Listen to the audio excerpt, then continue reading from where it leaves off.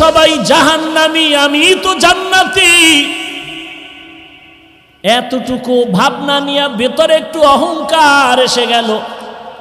এরপরে আল্লাহর ওলি সামন দিকে রওনা হয়ে গেলেন। শিবলি রহমাতুল্লাহ আলাই তার মুরিদ সাথে, জুনায়েদ বাগদাদি সাথে, হাজারো মুরিদ।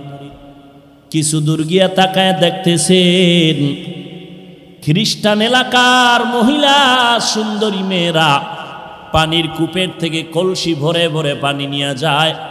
30,000 হাদিসের হাফেজ আবু আব্দুল্লাহ সুন্দরী মেয়ের দিয়ে নজর করে এক নজরে তাকাইলেন। জুনায়েদ বাগদাদি বলেন, শায়েখ চলেন। নজর ওদিকে রাখিয়া হাতির ইশারায় বলে, যাও যাও, আমি যাব না, ওই খ্রিস্টান মেয়েকে বিবাহ না করে যাব না। কান্নার রোল পড়ে গেল, মাটি পর্যন্ত নরম হয়ে গেল, কিন্তু আবু আব্দুল্লাহর দিলটা আর নরম হলো না। কান্না করে শিবলি রহমাতুল্লাহ আলাইহি বলেন, আমাদের কাফেলা ইরাকে রওনা হয়ে গেলাম। এদিকে ঘটনা কি ঘটে যায়, আবু আব্দুল্লাহ একটানে খ্রিস্টান মেয়েটার বাড়ি গিয়া খ্রিস্টান মেয়ের বাবারে বলে, খ্রিস্টান মেয়ের বাবা, তোমার মেয়েটাকে আমার কাছে বিবাহ দিতে হবে। খ্রিস্টান ডাক দিয়া কয়, রে টুপিওয়ালা, আমার মেয়েকে যদি বিবাহ করতে চাও 2টা শর্ত তোমার মানতে হবে। 1 নম্বরে মদিনার পোশাক ফেলে দাও, মদিনার পোশাক ফালায় দিয়া তারপরে তুমি খ্রিস্টানদের পোশাক পরো। 2 নাম্বার, 1 বছর পর্যন্ত জঙ্গলের মধ্যে তুমি শূকরের রাখালগিরি করতে হবে। আবু আব্দুল্লাহ 30,000 হাদিসের হাফেজ বলে, দোনোটা শর্ত আমি মেনে নিলাম। মদিনার পোশাক ফালাইয়া খ্রিস্টানদের পোশাক মাথায় দিয়ে এবার জঙ্গলে চলে গেলেন। কয়েক মাস হওয়ার পর ওই শায়েখ শিবলির আবার কাফেলা এই এলাকায় রওনা হয়ে গেল পীরের খোঁজে। কি হালাত, এলাকায় এসে দেখে খবর নাই। খোঁজ খোঁজ করে দেখতেছে জঙ্গলের মধ্যে একটা লাঠির উপরে দাঁড়ানো, মাথায় ক্যাপ লাগানো, মদিনার পাগড়িও নাই। শিবলি রহমাতুল্লাহ আলাইহি গিয়া পা জড়ায় কান্না শুরু করলেন। এমন কান্না বলে চলে, ইরাকের মধ্যে হাজার হাজার মুরিদানরা কান্না করে আপনাকে দেখার জন্য। আবু আব্দুল্লাহর দিলটা নরম হয় না, সবার কান্নায় পাতার পানি ঝরে, শূকরের চোখেও পানি জমা হয়ে গেল। এইবারও তারা নিরুপায় কান্না করে আবার ইরাকের পথে রওয়ানা। কিছু দূর যাইতেছে, শায়েখ শিবলি বলেন, আমরা হাঁটতেছি ইরাকের পথে, হঠাৎ করে তাকায় দেখি কিছু দূর থেকে একটা পানির কূপ থেকে আমাদের শায়েখ আবু আব্দুল্লাহ উলঙ্গ গোসল করে উঠে আর কালেমায় শাহাদাত পড়ে আর বলে, আমাকে কাপড় দিয়ে আবৃত করে নাও। আমরা কাপড় দিয়ে আবৃত করলাম, ইরাকের খানেকায় তাকে নিয়ে গেলাম। খ্রিস্টান মেয়েকে বিবাহ করা হলো না। আমরা জিজ্ঞাসা করলাম, হযরত 30,000 হাদিস আপনি হাফেজ, কোরআনের হাফেজ কি পরিমাণ মনে আছে? বলে, একটা হাদিস আমার মনে নাই, কোরআনের কোনো ইলম আমার সিনার মধ্যে নাই। শায়েখ এই হালাত কেন হলো? বলে, আমি যখন খ্রিস্টানদের গির্জার সামনে দাঁড়াইয়া মনের ভিতরে অহংকার জমা করে বলছিলাম, সব তোরা জাহান্নামে যাবি, আমি একা জান্নাতে যাব। এই ভাবনাটা আসার পরে দেখলাম আমার কলবের মধ্যখান থেকে একটা নূরের আলো বের হয়ে চলে গেল। মাইয়াহদিল্লাহু ফাহুয়াল মুহতাদ ওয়া মান ইউদ্লিল ফালান তাজিদা লাহু ওয়ালিয়াম মুরশিদা। এত বড় আলেম, এত বড় আল্লামা, এত বড় ডক্টর, এত বড় আওলাদে রসুল, সে কি ভুল করতে পারে? এত বড় আলেম, এত বড় আল্লামা সঠিক পথে থেকে জান্নাতে যেতে পারবে, তার গ্যারান্টি কি? তার গ্যারান্টি কি? অহংকারী হয় না রে ভাই। আমি যত বড় বক্তা হই না কেন, খোদার কসম, পটিয়া মাদ্রাসার বানী মুফতি আজিজুল হক রহমাতুল্লাহ আলাইহি স্টেজে বসে যখন নাহমাদুহু বলে টান দিতেন, ময়দানের মধ্যে কিয়ামতের আলামত শুরু হয়ে যেত, কান্নার আওয়াজ। চরমনের জমিনে ঘুমান্ত সৈয়দ ফজলুল করিম, মাত্র ঘড়ি ধরা 40 মিনিটের বয়ান, সারা ময়দানের ভেতরে কান্নার আওয়াজ। আর আমি 3 ঘন্টা চিল্লাইলেও নিজেরও কান্না নাই, উম্মতেরও কান্নার খবর নাই। ওরে আল্লাহর বান্দা, যত বড় মুহাদ্দিস, যত বড় মাওলানা, মুফতি আর খতিব দাবি করি না কেন, ভালো করে অন্তরকে থামায়া দাও। হাজী এমদাদুল্লাহ মুহাজিরে মক্কি এবং মুহাদ্দিস শাহ ওলিউল্লাহ মুহাদ্দিস দেহলবীর মতো কোনোদিন হওয়া যাবে না, কিন্তু তাদের কি হালাত! মরণ পর্যন্ত কান্নার উপরে ছিলেন, কবরে একা কেমনে থাকবো? আল্লাহর ভয় অন্তরে ঢুকাও। এজন্যই আমি বলেছি, আবারও বলছি, কথাটা মনে রাখো। কিয়ামত পর্যন্ত যত বয়ান হবে, মানুষ এই বয়ানের মধ্যে আমল করবে না যতক্ষণ পর্যন্ত আল্লাহর প্রতি আযাবের ভয় না আসবে। আর আল্লাহর আযাবের ভয় অন্তরে ততদিন পর্যন্ত আসবে না যতদিন পর্যন্ত বান্দা আল্লাহ ওয়ালার সোহবতে না যাবে। রশিদ আহমদ গঙ্গুহি রহমাতুল্লাহ আলাইহি এত বড় আলেম, তার কি দরকার ছিল কোরআন হাদিস পড়িয়াই তো মাওলারে পেয়ে যাইতেন, কিন্তু আরেকজন আল্লাহওয়ালার পেছনে যাওয়ার কি প্রয়োজন? হাজী এমদাদুল্লাহ মুহাজিরে মক্কি রহমাতুল্লাহ আলাইহি ইলমের লাইনে দৌরাত্ম কম, দুনিয়ার লাইনে ক্লাস বেশি করতে পারেন না। কিতাব পড়তেছেন আল কালিমাতু লফজুন উজিয়ালি মা'নান মুফরাদান মুফরাদুন মুফরাদিন। মনে মনে কল্পনা করে এগুলো পড়লে কি হবে, এই পড়া লাভ কি? ফাআলু পরে কি লাভ? একজনে কয় এগুলো পড়লে তুই আমার আল্লাহর সাথে গভীর সম্পর্ক করতে পারবি, এগুলো আল্লাহর মারেফতের মাঝখানের বন্ধন। হাজী এমদাদুল্লাহ পাগল হয়ে গেলেন, আমার মাওলারে তো একটু চেনা দরকার, চিনি না, কোথায় আমার মালিক রে পাই? বলে এমনে এমনে পাবি না, যারা আল্লাহকে চিনে তাদের সংসর্গে যাও, সোহবতে যাও। এবার হাজী এমদাদুল্লাহ আল্লাহর দরবারে কান্না করেন, হে মালিক, তুমি তোমার একজন খাস বুজুর্গের সন্ধান আমাকে দাও, যার সোহবতে থাকলে আমি তোমার মারেফত অর্জন করতে পারি। হাজী এমদাদুল্লাহ আল্লাহর কাছে কান্না করেন, ও আল্লাহ, তুমি আমাকে হেদায়েতের জন্য একজন বুজুর্গের সন্ধান দিয়া দাও, তোমার একজন ওলির সন্ধান মিলায়া দাও। ঘুমের ঘরে ঠিকানা পেয়ে গেল, জানজানব জায়গার মধ্যে নূর মুহাম্মদ জানজানবীর সন্ধান পেল। ওখানে চলিয়া যা, ওখান থেকে মারেফতের একটু আগুন সিনায় লাগায় নাও। যদি সিনায় লাগাইতে পারো, মারেফতের আগুন যদি জ্বলিয়া যায়, জিন্দেগি তোমার কামিয়াবির দরওয়াজায় চলে যাবে। হাজী এমদাদুল্লাহ আল্লাহর পরিচয় নেওয়ার জন্য জানজানব দৌড়াইতেছেন আল্লাহর মোলাকাতের জন্য। আল্লাহর ওলির কাছে যায়, খুঁজতে খুঁজতে গিয়া দেখে জংলার কিনারে একটা মক্তব, ছোট একটা ঘরের মধ্যে ওই আল্লাহর বান্দা ছোট ছোট ছাত্রদেরকে আলিফ বা তা শিখাইতেছে। দেখা মাত্র হাজী এমদাদুল্লাহ ঢুকে দিলেন সালাম। নূর মুহাম্মদ জানজানবী ডেকে বলেন, ইমদাদ, এত আগে তুই কইছিলি, আগে কেন আসো নাই? তাড়াতাড়ি কেন আসো নাই রে ইমদাদ? আউলিয়ারা কারে উকবা এখতিয়ার, জাহেলারা কারে দুনিয়া এখতিয়ার।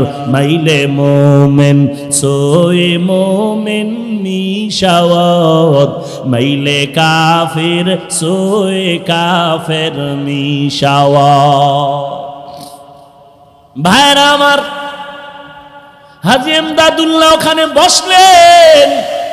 কিন্তু মনে মনে একটি প্রশ্ন, আমি আল্লাহর কাছে দোয়া করলাম, আল্লাহ বড় বুজুর্গের সন্ধান দাও, কিন্তু যে পাইলাম মক্তবের হুজুর। চাইলাম বড় হুজুর, পাইলাম মক্তবের হুজুর। নূর মোহাম্মদ জানজানাবি ডেকে বলেন, এর ইমদাদ, মনে মনে কি চিন্তা করো, নবীর হাদিস কি শোনো নাই? খায়রুকুম মান তাআল্লামাল কুরআনা ওয়া আল্লামা। আল্লাহর নবী বলেন, জমিনের মধ্যে সর্বশ্রেষ্ঠ ওই ব্যক্তি যে নিজে কোরআন শিখে এবং অন্যদেরও কোরআন শিখায়। মক্তবের হুজুর মনে করিয়া ছোট বানাইও না, বরং নবীর হাদিস মতে নি হলো বড় শ্রেষ্ঠ। এলমেরা এজাজু করদান বেহিসাব, খলকেরা দাদান জওয়াবে বাসওয়াব।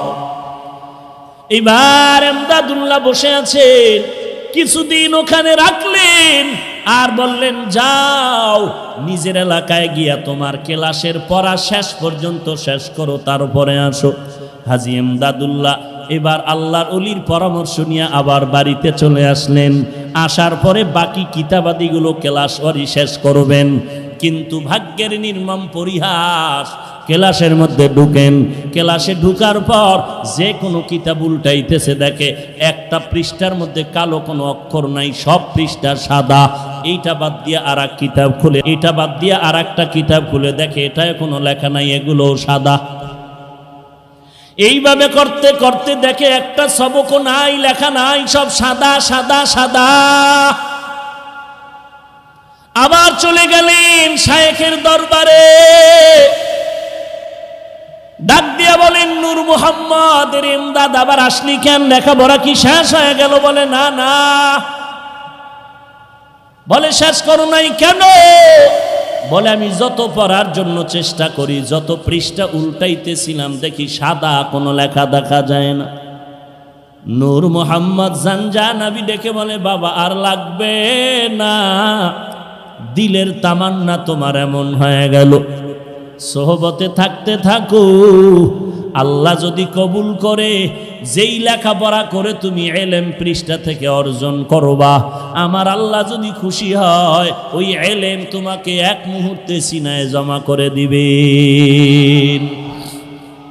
या इलाही मुझसे मुझको दूर कर, ताके देखो मुझ में तुझको एक नजर।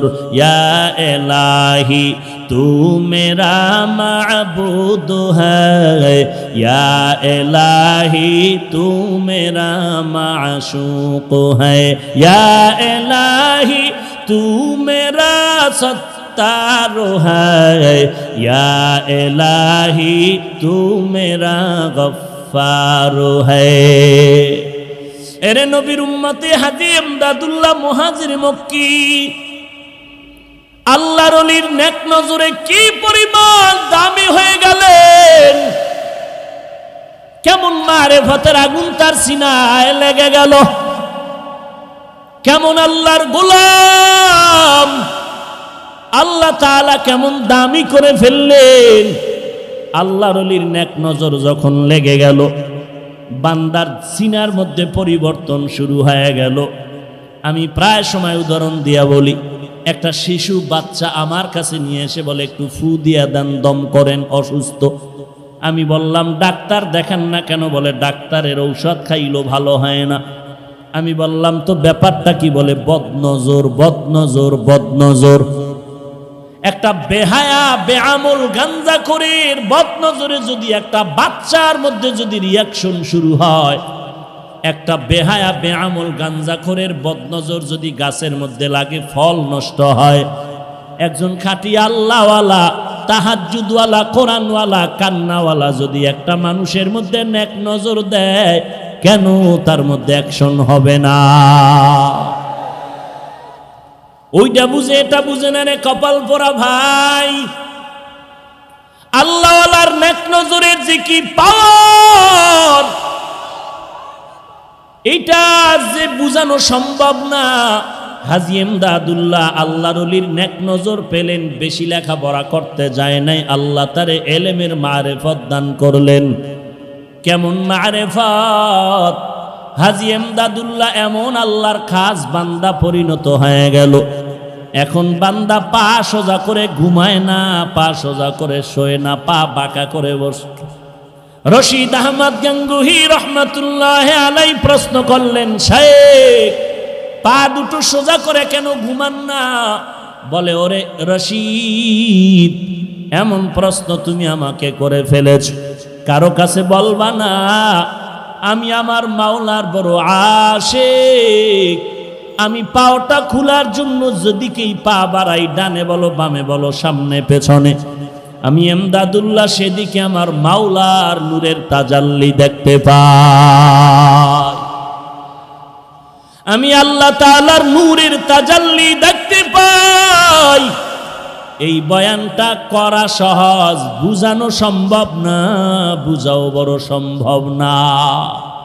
ওই হাজী এমদাদুল্লাহর সিনার থেকে মারেফতের আগুন লেগেছে রশিদ আহমদের সিনায়, আর ওই রশিদ আহমদের সিনার থেকে মারেফতের আগুন লেগেছে উজানির কারি ইব্রাহিমের সিনায়, আর ওই উজানির কারি ইব্রাহিমের সিনার থেকে মারেফতের আগুন লেগেছে চরমনার সৈয়দ ইসহাকের সিনায়। এরে নবীর উম্মতের দল, কাসেম নানতবীর সিনায় মারেফতের আগুন লেগেছে। ওরে নবীর উম্মতের দল, যে কারণে মারেফতের আগুন যদি একবার কারো সিনায় লেগে যায়, ঠান্ডা বসে থাকতে পারে না রে বাবা। কারণ মুরগির বাচ্চাগুলো খানা চায়, পাগলের মতো মায়ের কিনারায় ঘুরে, খানা পাইলে আত্মহারা হয়ে যায়।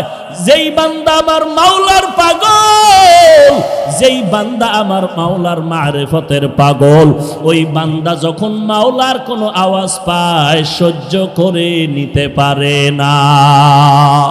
ইয়া এলাহি মুঝসে মুঝকো দূর কর, তাকে দেখো মুঝ মে তুঝকো এক নজর।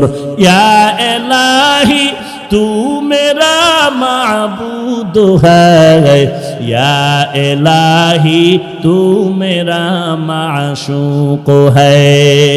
এরে নবীর উম্মতের দল, দুনিয়াতে যাদেরকে দেখো সবাই কিন্তু পাগল। দাবি করি আমি বড় বুদ্ধিজীবী।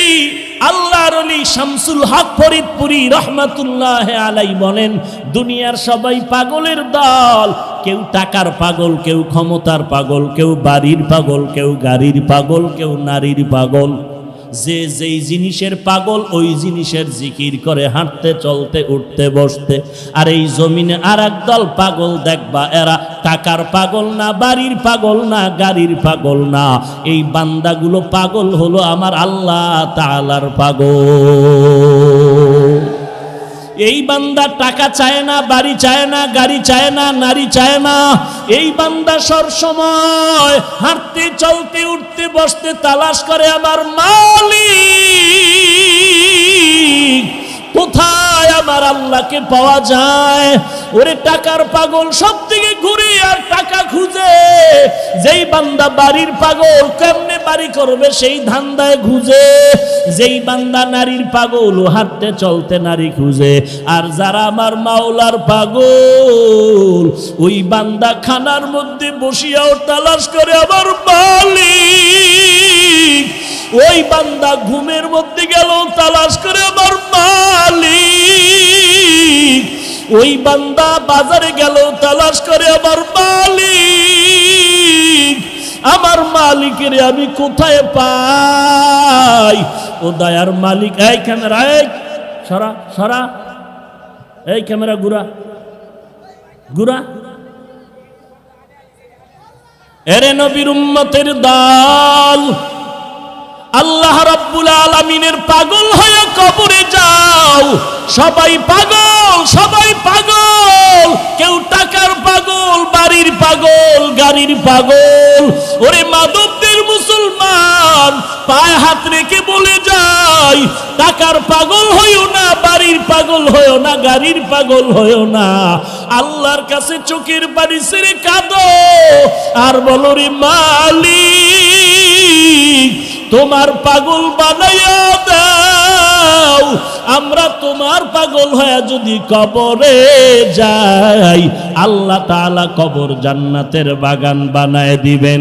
আল্লাহর পাগল যদি হইতে চাও, আল্লাহওয়ালাদের সোহবতের সময় দেওয়া লাগবে। আল্লাহওয়ালা তালাশ করু, যাদের চেহারার দিয়ে তাকাইলে কলিজা ঠান্ডা, নেক আমলের আগ্রহ বেড়ে যাবে। খবরদার আল্লাহওয়ালা খুঁজতে গিয়া ভণ্ডের কিনারায় যেও না, সাবধান। এই জমিনে আল্লাহওয়ালা নামের ভণ্ডের অভাব নাই। আমার নবী দিনের দাওয়াত দিতে গিয়া খানা নাই, ঘুম নাই, পেটে পাথর।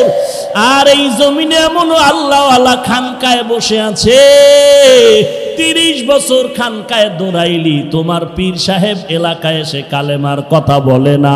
আমার মনে হয় তোমার পীর হয়তো নারী, না হয় হিজরা। हकीकत से तू दुनिया बेखबर है, दुनिया की नुमाइश पर नजर है। नमी गुयम के आज दुनिया जुदा बाश, बहर कारे के बाशी बा खुदा बाश। या अय्युहल्लज़ीना আমানুত্তাকুল্লাহ। দুটো আদেশের মধ্যে 1 নম্বরে আল্লাহকে ভয় করো। আল্লাহকে ভয় করার মানে আল্লাহর আযাবের ভয়।